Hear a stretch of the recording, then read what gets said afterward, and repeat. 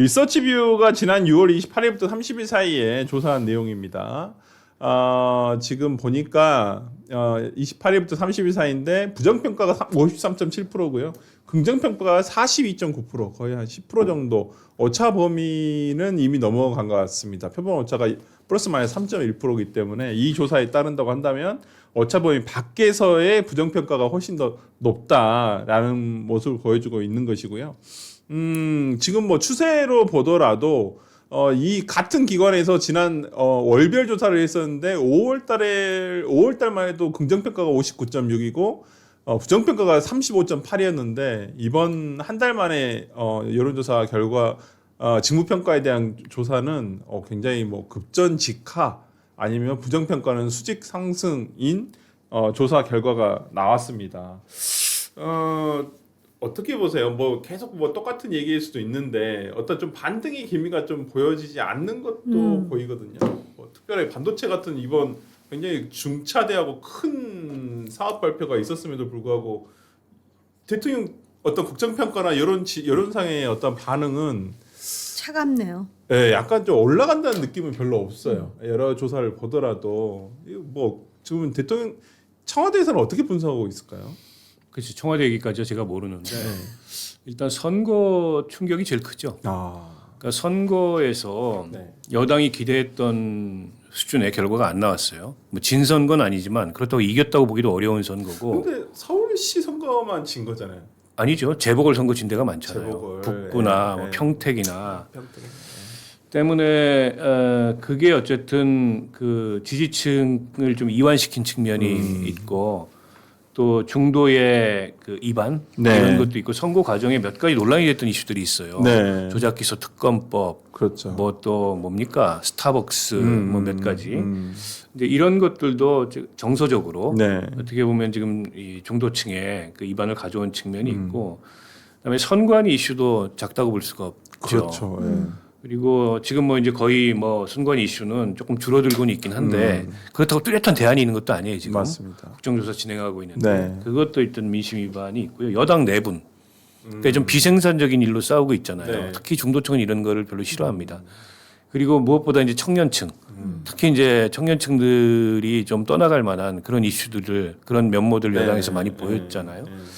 그런 게 어우러져서 지지층 하락이 일어난 건데 그 중요한 거는 계속 이 추세가 유지되거나 더 나빠질 거냐, 만회할 거냐. 그러니까. 만회한다면 이제 뭘로 만회할 거냐. 네. 그러니까 진짜 성과로 만회할 수밖에 없어요. 지금까지는 그 지난 정부 기저효과 때문에 일종의 허니문이 길게 유지가 된 측면이 있습니다. 네, 근데 맞습니다. 지금부터는 실질적인 이제 국정의 성과를 민생이나 경제나 뭐 이런 걸로 보여줘야 되는데 지금 물가 굉장히 높고 3% 부동산 가격 지금 전월세부터 시작해서 그 심상치 않게 지금 오르고 있고 주식 시장만 그동안에 좋았지 사실 뭐 소득이 늘어나거나 이러지는 않았거든요. 그런 것들이 어떤 그 경제 이 성과라는 측면에서 실질적인 뭔가 내 삶이 나아진다는 느낌 별로 안 든다. 근데 이런 게 전 종합적으로 반영돼 있다고 봅니다. 아니 그러니까 부동산과 관련해서도 지금 기흥 동탄 화성인가요? 어디지? 거기를 지금 추가로 지금 토제 적용 구역으로 지금 또 확장을 했어요. 근데 계속 이렇게 누르기식으로만 해서 이게 부동산에 대한 어떤 이게 수요가 잡힐 수가 있나요? 아니 근데 제가- 거기는 서울하고 달라요. 네. 그건 명백한 투기적 지금 성격 현상이 때문에. 벌어지는 거고 네. 자고 일어나면 몇 천만 원씩 오르는 건 정상이 아니에요. 먹는 게 불가피합니다. 근데 수요가 많으면 올라가기도 하더라고요. 네. 그러니까 서울을 누르기 때문에 네. 풍선 효과로 그 지역이 올라가는 측면도 있는 데다가 네. 제가 이 정부를 이해할 수가 없는 게 네. 지금 그 광주 전남에 소위 반도체 산업을 육성하기 위해서 규제를 푼다라는 거 아니에요. 네. 네. 실용적으로 가겠다는 거잖아요. 네. 근데 부동산은 상당히 교조주의적으로 지금 접근하고 있어요. 아. 지난번엔 또 뭐라 그랬냐면 정책실장이 공급은 안 할 수가 없다라는 식의 토로가 있었습니다. 닥치고 공급한다 그렇습니다. 그랬었어요. 그런데 지금 보면 계속 규제예요. 그리고 토지 거래 허가가 그 지역의 거주자들에게 주는 그 압박, 심리적 네, 압박이라는 네, 거는 네.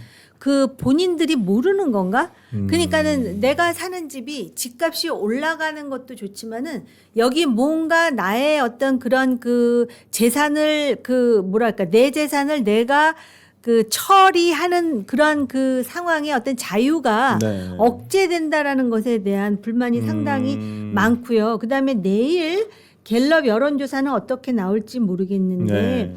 지난주만 하더라도 그동안에 선관위가 부정평가의 1위였었습니다. 네, 네, 근데 네.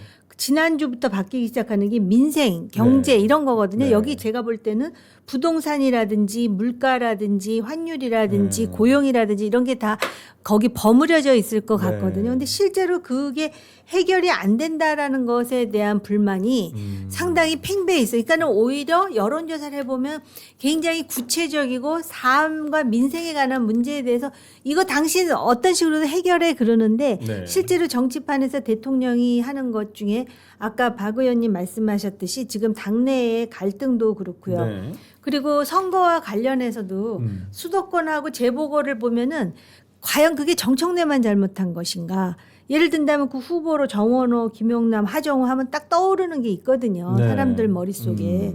그러다 보니까 이게 근데 저는 조금 어떻게 이렇게 갑자기 더 떨어질 수가 있지? 6월 그리고 선거가 이제 끝난 지 한 달 가까이 되는데 말입니다. 네. 그래서 내일 여론조사도 한번 보면서 우리가 좀 그 분석을 해야 될 필요가 있다 이런 네. 생각도 듭니다. 그러니까요.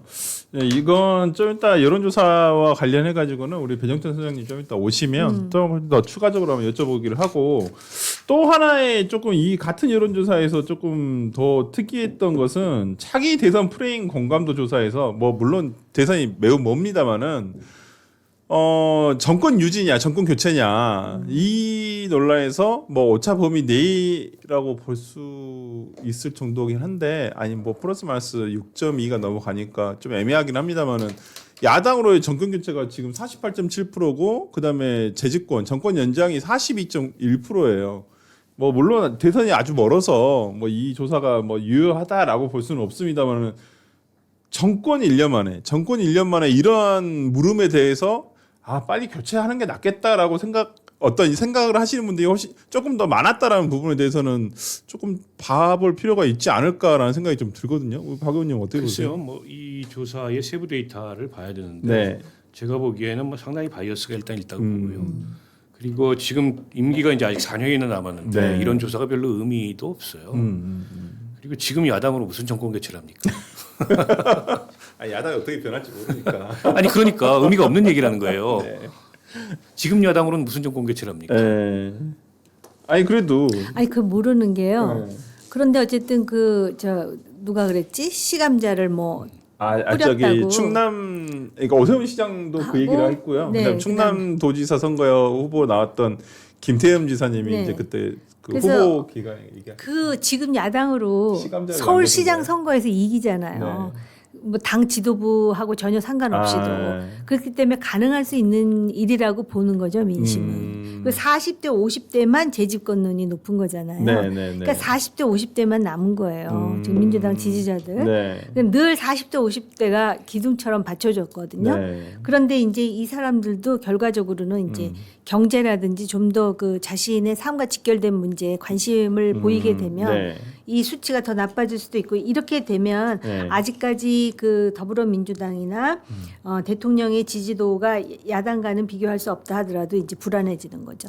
이런 저도 박원석 의원님 분석에도 일정 부분 동의하는 게 좀 아직 멀긴 했어요. 근데 정권이 그러신 분도 되게 제가 요즘에 모르겠습니다. 제 주변에 많아서 그런지 모르겠는데 벌써 이제 1년밖에 안 지났느냐 아직도 4년 남았어라고 얘기하시는 분들도 꽤 많으시더라라는 얘기들이 어쩌면 이런 여론조사의 결과로 나온 건 아닌가라는 생각도 좀 든다는 생각도 들고요. 뭐 이거 한번 여쭤보겠습니다. 어제 그 두 분이 점심 드신 게 화제가 됐는데 이재명 대통령과 문재인 전 대통령인데 취임 이후에 처음으로 오찬 회동을 가졌어요. 예, 저렇게 사진 저희가 보고 있는데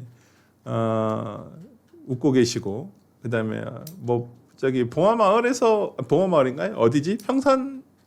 평산에서 어떤 뭐 많이 보여주셨던 모습 이었던 것 같은데 이게 이제 모습이 상춘제 앞에서 청와대 내에 있는 상춘제 앞에서 저렇게 하고 계셨다는 건데 다 떠나서 이거 좀 자세한 거 좀 더 여쭤보기로 하고 어제 모임은 어떤 의미가 있을까요? 우리 박원석 의원님은 어떤 걸로 해석을 하시는가요?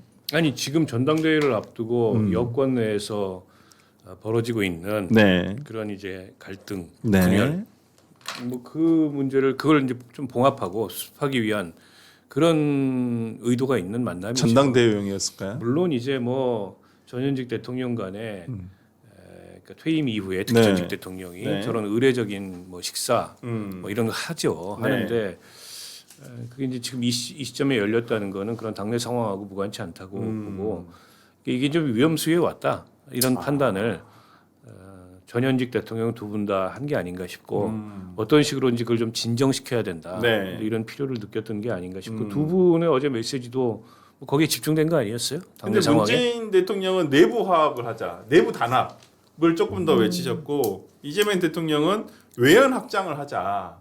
약간은 좀 결이 다르다고 볼 수 있는 얘기도 물론 조금 이렇게 메시지는 아니, 뭐 좀 그게 나온 아주 것 같아요. 대립적이진 않은데 네. 조금 강조점이 다른 거죠. 그러니까 문 대통령은 본인의 이제 기반이 지금 이제 민주당 내에서 약간은 서운함을 느끼고 있는 그런 구주류 세력들이잖아요. 네. 거기를 조금 다독일 필요도 아. 있어요. 그리고 당 밖에 있는 뭐 조국혁신당 네. 거기에도 좀 마음이 쓰이지 않겠어요? 문재인 네. 대통령 입장에서는. 좋아요. 그렇게 눌러주셨는데. 그래서 이제 진영 단합을 얘기를 한 거고 이재명 대통령은 뭐 단합 필요하고 네. 안으로 단단해야 확장할 수 있으니까 단단하는 것도 좋은데 네.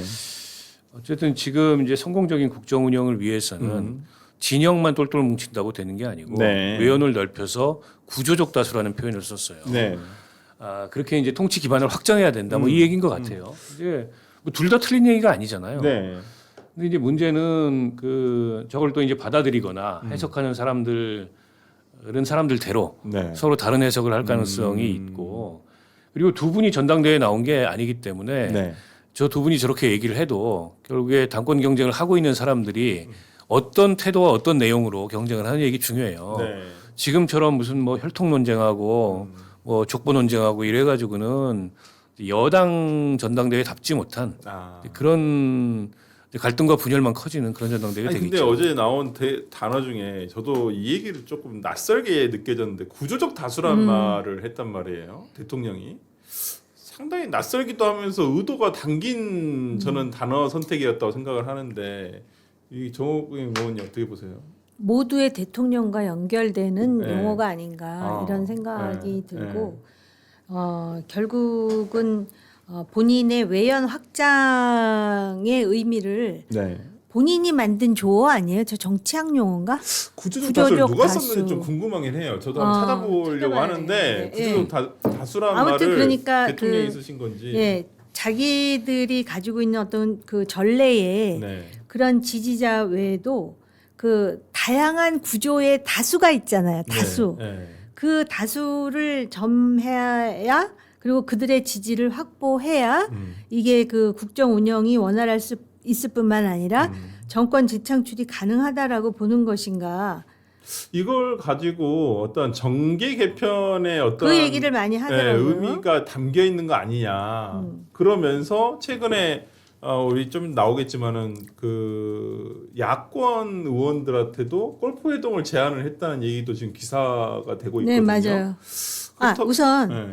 그 구조적 다수가 특정 이론 용어 명칭을 가르치는지 명확하게 확인하기 어렵다는 AI의 답변이에요. 네. 아니 그냥 뭐 네. 말 그대로 네. 그러니까 일시적인 다수가 아니고 네. 장기적인 집권이 가능한 그러니까. 그런 어떤 다수 기반을 만들자 이런 네. 취지인 것 같아요. 근데 정계 개편을 의도하는 거 아니냐 그런 이제 의심도 할 만합니다. 근데 정계 개편은 쉽지가 않아요. 그러기에는 지금 이렇게까지 그 여야 간의 적대감이 높고 정치가 극단화되어 있는 상황에서 그게 잘 안 일어나요. 정계 개편이. 정계 개편이. 그리고 어느 한쪽이 이제 분열돼서 네. 이게 이제 정치의 뭐랄까 중심을 네. 어느 쪽으로 이렇게 이동하면서 정계 개편이 일어나는 건데 네. 국민의힘이 네 분이 있긴 하지만 네. 깨질 정도는 그렇다고 아니다. 그게 깨질 정도는 아니거든요. 아. 예를 들어서 장동혁 대표가 계속 이제 당권을 잡고 간다. 네. 그러면 모르죠. 그러면 어떤 균열이 다음 총선 앞두고 날 수도 있어요. 제가 볼 땐 그래도 안 깨질 것 아니 같아요. 아니 근데 뭐 가능성이 없는 건 아니니까. 아니 다 공천에서 다 죽인다. 친한계고 뭐 대안과 미래고 가능하지 않은 일이 이런 아니죠. 상황이 오면 네. 그러면 그럴 수 있죠. 네. 근데 이제 그런 상황이 당장에 올 건 아니기 때문에 네. 쉽지는 않고요. 네. 다만 이제 그럴 수는 있겠죠. 그 지지 기반을 네. 이런 중도 실용 뭐 네. 이런 정책을 통해서 넓혀 나가겠다. 그러니까 이재명 정부 이제 얼마 전까지 여론조사 잘 나오고 이럴 때 보면 네. 보수나 중도에서도 대통령 잘한다 이런 그렇죠. 응답이 네. 많았어요. 그리고 대통령 지지율이나 여당 지지율이 함께 상승했고 그렇죠. 이제 그런 걸 아예 구조화시키겠다. 아. 뭐 이런 취지로 볼 수 있을 것 같은데 제가 주목하는 건 네. 그러니까 이를테면 진영 결집이라는 게 네. 구조적 다수화의 걸림돌이 된다. 아, 오히려 진영 이런 인식을 결집이. 대통령이 갖고 있는 게 아니냐. 아. 그래서 진영에서도 정리할 쪽은 정리를 좀 해야 된다. 특히 이제 조국혁신당과의 통합 문제에 대해서 네. 저는 지금 대통령도 그렇고 민주당의 그 김민석 지금 후보나 이쪽은 좀 그건 아니라고 생각하는 것 같아요. 별로 개념치 않은 것 같아요. 개념치 않은 게 아니고 부정적인 것 같아요. 아예. 아니, 왜냐하면 조국 그 이 대표가 네. 주는 네. 느낌이 있거든요. 그러면 중도층에서의 거부감. 그렇죠. 네. 그러니까 조국 대표는 어디 선거 나가서도 1등 못하는 사람이 제가 보기에는. 아. 근데 그걸 구조적 다수를 위해서 구조적 다수를 만들려면은 그런 것까지 끌어안아야 되나? 라는 생각이 있을 수 있어요. 걔들은 빼고. 저는 조국혁신당과 합당 안 된다고 봐요. 만약 그 그냥 개별 입당식으로. 김민석 후보가 그냥. 당선이 되면 아. 그건 각자의 선택의 문제고 아. 통합은 없다. 통합은 없다. 아, 그러니까요. 이거 뭐 어저께 뭐 이제 그 끝나고 나온 메시지는 뭐 문 전 대통령과 이 대통령이 서로의 멸칭 관련한 내용도 얘기를 했어요. 서로 단합에 도움이 되지 않는다라고 하면서 하지만은 뭐 발언의 윤건영 의원 같은 경우는 뭐 두 대통령의 어떤 발언의 차이가 없다, 갈등 완화 계기가 될 것이라고 하는데 우리 배추가 좀 작아졌네요. 수술 쳤네요. 네, 수선 정말 중요한 게 오늘 반성하면서 더 남아서 네. 네, 반성문 써고 더 방송을 하고 가도록 아니요, 하겠습니다. 그건 아니고 그건 제가 거부하도록 하겠습니다. 그래? 그런데 지금 이게 완전히 어제의 비빔밥 회동이 네. 정말 말 그대로 비빔밥이 되느냐 네. 아니면은 정말 민어탕이 되느냐 또는 과일 하체가 되느냐인데 저는 세 가지만 짧게 말씀드리겠습니다. 네. 첫 번째는 뭐냐면은 저는 이제는 명청 전쟁이 본격화되고 있다. 왜 그러냐면 이른바 각 문파의 지금 수장이 만난 거예요. 네. 이른바 친청문 문파의 네. 문재인 전 네. 대통령, 그다음에 친명석파, 네. 명석이잖아요. 명석. 명석파의 수장인 이재명 대통령. 네. 근데 여기서 첫 번째는 뭐냐면 우리 정호민 의원님 잘 아실 텐데 중국 공산당을 보면은 네. 흰머리가 없죠. 네? 흰머리가 없죠. 흰머리가 없다고. 아니 우리가 중국의 전인데 네. 떼니엔 따대 네. 이게 이제 따호이 네. 이게 리양호이 네. 그러니까 양해를 보면 네. 흰머리가 없어요. 시진핑도 까만 머리잖아요. 그거는 뭐냐면 네. 중국은 노예한 지도자의 모습을 보이잖아요. 다 염색합니다. 그래서 첫 번째 노예했거든. 다 늙어가지고. 첫 번째는 뭐냐면 문재인 대통령이 염색을 안 하고 왔어요. 네. 그 이야기는 사진 뭐냐? 한번 다시 띄워주세요. 그 이야기는 뭐냐면 네. 이 대통령, 음. 당신이 현 대통령이에요. 네. 당신 실력자예요. 네. 나 건들지 말아요. 아. 이거예요. 왜냐하면 아. 우리가 이 친문이 이른바 발본하지 않는다. 네. 그러려고 내가 지금 활동하고 있는 거 아니다. 네. 제발 그렇게 보지 말아달라. 네. 저는 그거라고 봐요. 왜냐하면 안 그러면 염색을 하고 생생한 이른바 활동적인 이 청문파의 수장으로서의 면모를 보여서 그게 아니다. 두 번째는 네. 뭐냐면 분명히 화합을 이야기해요. 네. 화합을 이야기하는데 이재명 대통령은 외연확장, 네. 이 구조적 다수를 이야기하거든요. 나 네. 바꾸겠다. 더 이상 운동권 안 된다. 음. 그런데 문재인 대통령은 내부 화합의 이야기는 뭐냐면 너무 운동권 좀 그렇게 하지 마. 좀 달래줘. 네. 이 이야기거든요. 네. 근데 저는 마지막이 참 중요하다고 봐요. 마지막이 네. 뭐냐면 네. 지금 이른바 그러면 이걸로 끝날까? 음. 홍익표 정무수석이 이야기하잖아요. 네. 멸칭을 안 쓰기로 했다. 네, 맞아요. 누구만? 두 사람만. 문재인.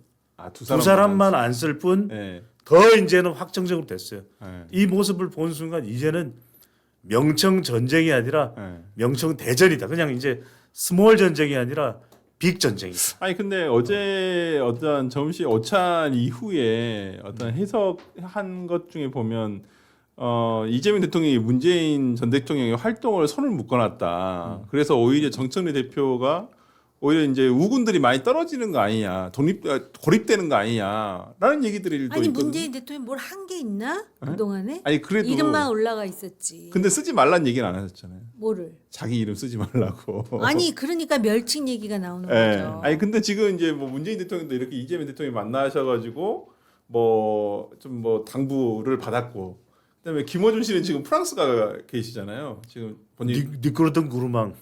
뭐 니꾸르던 구르망. 뭐 하여튼 프랑스어로 식당을 금요 미식회 미식회입니다. 나는 뜻이라고 하더라고요. 니꾸르던 구르망. 네. 아니 프랑스에 한식당을 냈다고요? 네네네. 누가요? 그러니까, 김어준 씨가. 근데 그 스테이크가 조선 스테이크예요. 네.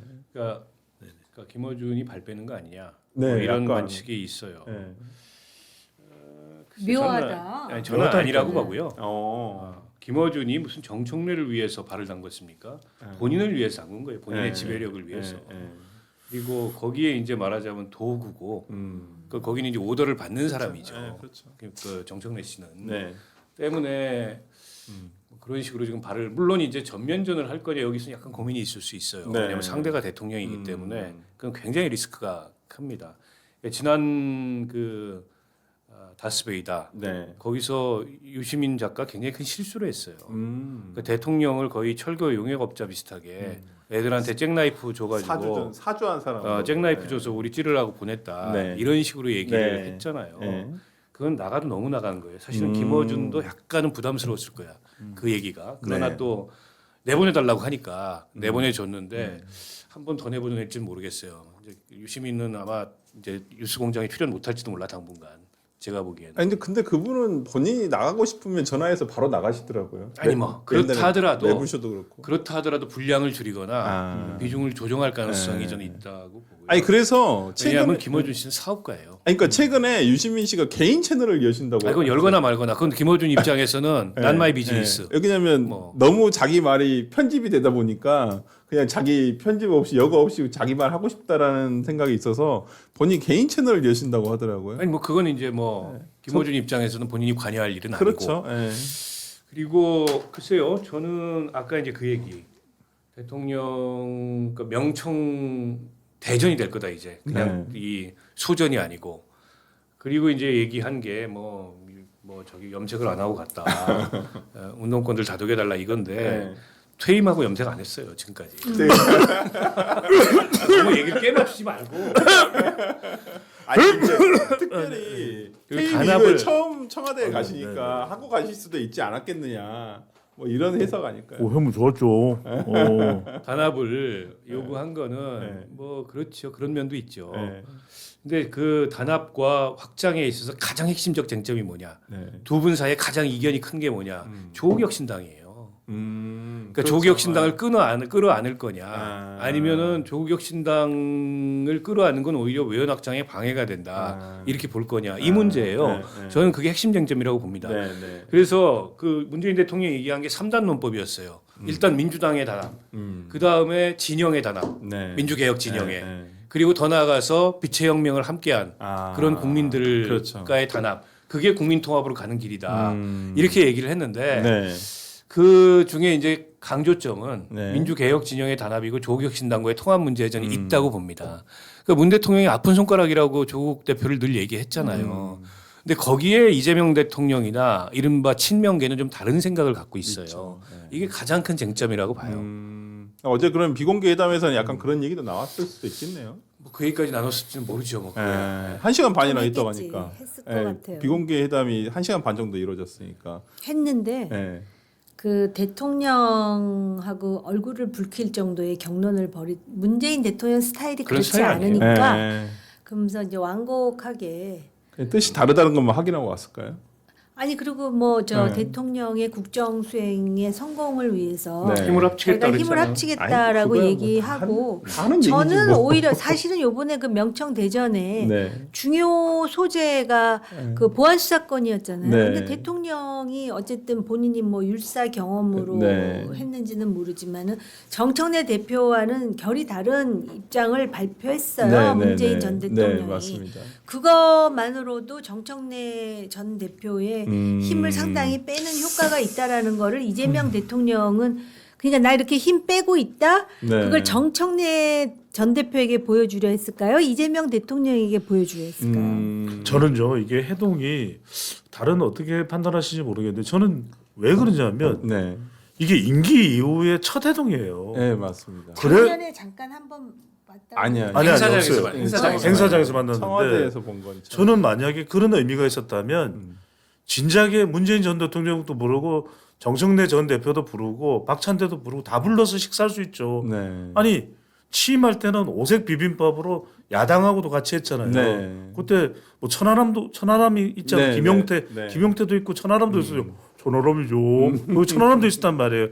그런데 저는 이 해동이 이렇게 7월 1일 날 네. 그것도 저녁에는 원내 대표단도 들어왔다는 거는 뭐냐면 저는 이거 냉정하게 이야기하면 이재명 대통령이 저는 경고라고 봐요. 아. 이게 왜냐하면은 아니 김어준 행사에 이 문 전 대통령이 자꾸 가시고 그렇게 무슨 후광 형태의 네. 상황이 만들어지고 네. 그리고 또 지금 자꾸 문조틀레이오 이렇게 하는데 이 멸칭도 뭐 쓰지 말자는 이야기도 나와요. 근데 네. 자꾸 그런 거에 대해서 그거 그만했으면 좋겠죠. 네. 그거 없지 않습니까? 네. 그리고 저는 경고를 한 것이다. 경고를 한 것이고 그리고 저는 앞으로 관찰한다고 봐요.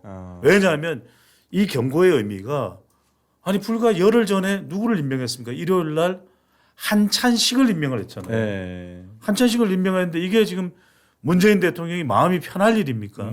한찬식을 임명을 했는데 다 지금 친문계에서는 부글부글해요. 부글부글 끓고 있는데 실제 민주당 내부의 분위기가 그렇다는데 떡하니 그 한찬식이 일하고 있는 청와대 대통령을 불렀잖아요. 네. 저는 이제부터는 관찰에 들어간다. 만약에 네. 문재인 전 대통령이 조금이라도 아니 왜냐면 며칠 전에 또 정청래 전 대표를 만났잖아요. 네. 그러니까 지금 이재명 대통령의 의중을 생각한다면 만나지도 말았어야 되는 거예요. 그런데 이렇게 만났다 그러면 본인도 일단은 지금 7월 1일 이 오찬회동으로 일단 경고장을 찍고 네. 그다음에 관찰을 해보고 만약에 문 전 대통령이 본인의 어떤 행보를 최소화하지 않는다 그럼 나도 가만히 안 있겠다라는 의미를 저는 담고 있다고 보입니다.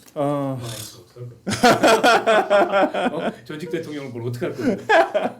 대통령 지지 그 얘기 좀 하세요. 우리 하다가 기다리고 있었어요. 네네네. 네, 소장님을. 그러니까 우리 일본 주제에 나왔던 것 중에 그 리서치 뷰 조사 결과 긍정 42.9, 부정 53.7%왜 그런가? 아니 가장 큰 거는 저는 이게 대통령 지지율이 하락하는 거는 누가 빠지느냐? 김어준 방들디 구르망 이 김어준의 방들디 구르망의 분석이 저는 맞다. 핵심이 빠지는 거예요. 말 그대로 이 갈등 속에서 코어가 빠진다. 코어는 친문들이 빠지는 거예요. 친문이 빠지는 거예요. 그러니까 친문이 빠진다라는 거는 대통령 지지율이 이렇게 풀썩 주저앉을 수 있는 것은 중수층이 빠지는 게 아니라 호사화가 빠지는 겁니다. 호남 40대 화이트 칼라가 화이트. 빠지는 거예요. 호사화. 그러니까 이들은 왜냐하면 정말 이들의 이 정신적인 정말 지주 역할을 해왔던 사람이 쌍포가 김유잖아요. 김어준, 유시민. 네. 김어준, 유시민이에요. 네. 그런데 이 두 사람이 딱 반발을 하는 모습을 보면서 야씨 우리 지지 안 해. 이렇게 된 거예요. 근데 정당 지지율은 뭐냐면 정당 지지율에서는 누가 빠질까요? 정당 지지율에서는 민주당이 빠져서 국민의힘으로 가잖아요. 이건 뭐냐? 이 사람들이 원래 보수였었나? 그럼 보수 중에서 좀 느슨한 보수, 중도 보수, 그럼 뭐예요? 이름을 붙이면 뉴 이재명. 그러니까 민주당에서는 오히려 이런 상황이 되는 걸 보고 그렇다고 해서 대통령 지지율 지금 이게 뭐 관망하고 어떻게 팔짱 끼고 이 상태야? 그래서 좀 떨어져 나가는 거야? 이런 정당이었어? 이런 정당이 대통령 지지하고 있었단 말이야? 이러면서 민주당에서는 뉴 이재명이 나. 근데 뉴 이재명 비율이 빠진다 하더라도 원래 민주당은 안 빠지는 거죠. 그래서 지금 민주당은 별로 안 빠지는 거예요. 민주당은 이른바 친문 그렇죠. 그대로 있는 그러면 거죠. 대통령은 좀 약간 경각심을 가져야 되겠네. 그래서 경각심을 가지는 거죠. 아. 그래서 저는 아니 의원님도 잘 아실 거예요. 의원님도 그 뭐 이야기했잖아요. 5월 말 6월 초에 이렇게까지 호남 반도체 클러스터가 구체적 윤곽이 드러났었나요? 아니잖아요. 네. 그런데 누가 그런 이야기 나왔을 때 에이 설레발 치면서 에이 아니야 뭘 호남 반도체 지금 네. 용인도 제대로. 그런데 떡하니 4,755조 메가 프로젝트예요. 네.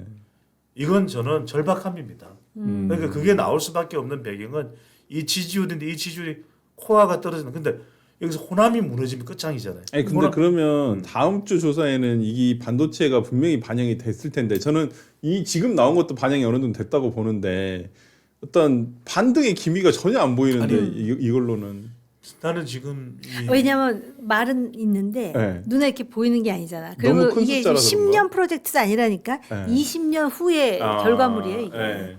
결국 저는 이 지지율의 변화는 네. 8.17 전당대회가 끝났을 때 나타난다고. 끝나고 나면 정리가 되는 거잖아요. 네. 한쪽이 제압되지 않으면 안 돼요. 그러니까 두 개의 태양이 있을 수 없습니다. 네. 두 개의 태양이 있을 수가 없어요. 그러면 결국은 하나의 태양인 아까 우리 박은슬 의원님 말씀하셨잖아요. 그 태양은 대통령 태양이에요. 그것도 저는 문재인 전 대통령을 만난 것도 그 이유라고 생각해요. 네. 사람들한테 저 원샷 한번 사진 한 번만 더 보여주십시오. 네. 저는 이 사진 보면서 이 사진이 무서운 게 이 사진이 주는 메시지는 이 사진 아직 안 나왔나요? 저 사진이 하여튼 이제 이 사진을 보면 이 사진에서 딱 그 사진을 보는 순간 지금 현재의 힘은 다시 보세요. 저 오른쪽 상단에 있는 사진을 보세요. 저를 딱 보는 순간 지금 이 대한민국의 실권자는 이재명이구나. 손을 쫙 뻗치잖아요. 손을 쫙 뻗치잖아요. 당연한 거지. 그럼 대통령 실권자지 그러면. 아니 이게 중요하다니까. 이걸 딱 보는 순간 네. 왠지 이 사진 오른쪽을 계속 사진을 좀 보세요. 네. 보시면 오른쪽 상단 손 상단 이렇게 하고 있는 거. 지금- 아니 상단 사진 보면 제가 저기 정홍윤 전 의원께 여쭤볼게요. 정홍윤 의원께 여쭤봐요. 약간 탁월한 촉이 있으죠. 보면 뭔가 좀 문재인 대통령이 왜소해 보이지 않습니까? 손모고 약간 좀 다소곳하게 듣고 그러니까 계시던데. 아니 저는 이 사진을 보는 순간 네.